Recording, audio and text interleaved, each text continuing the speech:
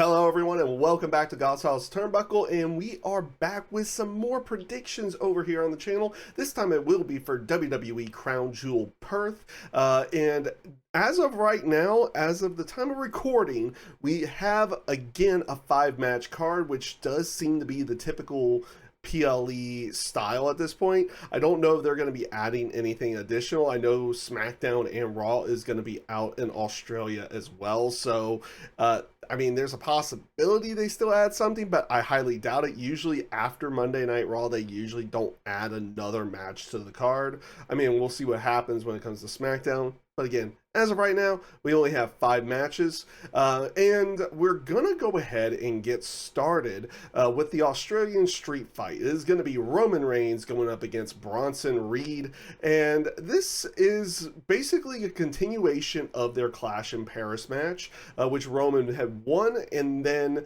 Bronson Reed did lay him out so he could go film Street Fighter at that time as well. So this is more of a continuation from that. This time, obviously, it's going to be in Australia. You're going to have a couple of matches, obviously, with people who are local to the country, maybe not local to the particular city, but local to the country of Australia, and this will be one of those matches. Honestly, I feel like this is going to be a fun match. Their first match back at Clash in Paris was really good from everything I had seen at that time. I can't imagine this being any different in this particular case, and now you're adding street fight rules into it as well. What happened is Braun Breaker going to get involved? Like, what else is going to happen in this particular match? Now, as for a prediction on this one, oddly enough, I'm going to go with Bronson Reed, since they had Roman go over Bronson Reed at Clash in Paris. I feel like they do need to give Bronson Reed a big win in some way, shape, or form. This would be that type of win. Whether it's with help or without help, it's street fight style rules, so you can have all the interference you want in it and everything to go along with that. So I'm gonna go with Bronson Reed to pick up the victory on this. And up next, we have a tag team match. It's going to be Rhea Ripley and Io Sky going up against Asuka and Kairi Sane. This has been, oddly enough, a very good build, mainly around the side of Io, Kairi, and Asuka, and obviously Rhea's been thrown in there as well. She's been kind of the area, or like, she's been the catalyst of kind of breaking up the family because of the way Asuka has been treating Kairi and Io to its own to a certain extent as well. I've actually enjoyed this build, from the way that Asuka has actually, changed her dynamic and everything to go along with that. Rhea being there for Io in every step of the way, while you saw Asuka kind of going further and further and further away from Io. And then Kairi kind of stuck in the middle of everything, where she doesn't want to do anything bad to Io, but she's really scared of Asuka at this point. And, it's been a really fun build going into this tag team match. And, in all honesty, I feel like in terms of a winner of this particular match, I think it's rather simple. I think it's going to be Rhea and Io Sky going over in this one. They could do something to keep the feud kind of going, but I feel like for the first match here, you got to go with Rhea and Io, and then you kind of go from there. I would like to see where they go with this build, because especially with the stuff that they're doing with Asuka and Kairi as well, you kind of want to see what's going to happen with that down the line. When will Kairi Sane turn against Asuka, or say no to Asuka, or anything in that sense? You kind of want to see these particular things happen over time. But in terms of, again, a prediction for the match, I'm going to go with Rhea and Io. And up next is going to be the first of 2 Crown Jewel Championship matches. It's going to be Tiffany Stratton going up against Stephanie Vaquer. So again, we're doing the champion versus champion things again for the Crown Jewel Championships, much like we had last year. So WWE Women's Champion women's world heavyweight or world champion as well. And honestly, the story to this isn't too terribly much. Stephanie has not really had a story on Raw since she's won the women's world title.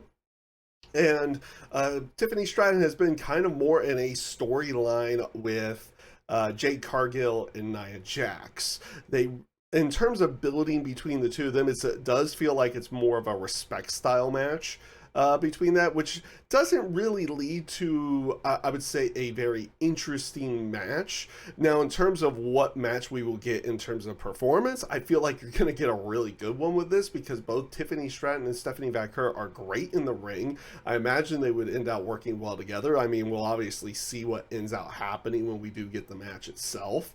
But in terms of a story, I don't feel like they've made this one as interesting as they made the men's crown jewel match. And we'll talk about that a little bit once we get to that prediction as well. So I am going to kind of keep this one a little bit shorter in terms of everything because you don't have a lot to really talk about. I'm going to go ahead and pick Stephanie Vaquer to pick up the victory on this because they have at least been making mention that Tiffany Stratton hasn't been defeated in a one-on-one match all year. So why are they starting to mention that now? Makes me feel like Stephanie Vaquer would pick up the victory in this one. And up next, it is going to be John Cena going up against AJ Styles. Much like the women's crown jewel match, there's not much of a story here. But then again, I mean, it's one of those things where the story is kind of the history between the two of them, and there hasn't really been a chance to build this up outside of the one Twitter area that they did where John Cena tweeted at AJ Styles and Triple H and the match was made. And then AJ Styles finally got to get a word in edgewise, said the match was going to kick ass, and yeah, that's what we get for this. It's basically the history of these two facing each other back in like the 2016 2017 area when AJ Styles first came into the company. So again, I'm going to kind of keep this one a little bit short as well because you don't get too much out of it. I expect this to be a really good match, and I'm going to go with John Cena picking up the victory on this one. And up next is going to be the second of the Crown Jewel Championship matches. It is going to be Cody Rhodes going up against Seth Rollins. In terms, as I may mention before, with the Stephanie Vaquer and Tiffany Stratton match, they hadn't really done much to build a story around it. They have done a lot to build a story around this particular champion versus champion match, and it's more based, again, off of the history of Seth Rollins and Cody Rhodes, but incorporating that into what, how Seth Rollins feels in the moment, and how Cody feels in the moment to go along with that. You have the whole history of the three matches beforehand where Cody had won. So they keep playing off of that, and it's playing into the insecurities of Seth Rollins. And you had a great video package where they make mention to, again, how much Seth was kind of using Cody to a means to an end to get past Roman Reigns, and then got really angry about the fact that he decided just months later to team up with Roman to go along with it. It's kind of like what they used with Kevin Owens and Cody Rhodes' feud as well, way back, or actually just last year. So they used that as well again here, and it makes sense based upon how much Seth Rollins ended up helping Cody Rhodes at WrestleMania 40. But again, it's been playing into the insecurity of Seth. You haven't really seen much in terms of difference between Cody at this point in terms of a character, but you really see it in Seth Rollins where he's like he has to win. He's becoming more and more obsessed with it, even to the point that he talks to Paul Heyman about what happens if he loses. And I liked what they ended up doing with that as well. It's like you'll lose the respect of the locker room. Braun and Bronson probably won't follow you or listen to you anymore. And then he makes mention after, you know, Seth saying, is like, and what about you, Paul? After a bit, he was like, well, if you lose, I'm going to have to start thinking why I picked you over Roman Reigns. Like I said, the story for this one has actually been quite good. And it's been intriguing to see what this, who the victor of this match would particularly be, even though it's for the Crown Jewel Championship. It's not really overly significant in the long term for a story.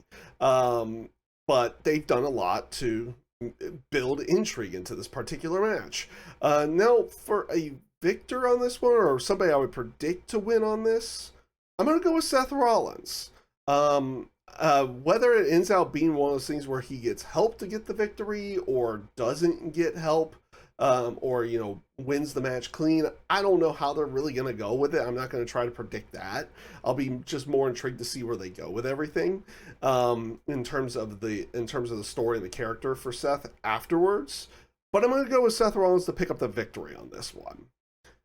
And yeah, that's pretty much everything. That's all 5 matches for WWE Crown Jewel. Again, feel free to leave your predictions down in the comments below.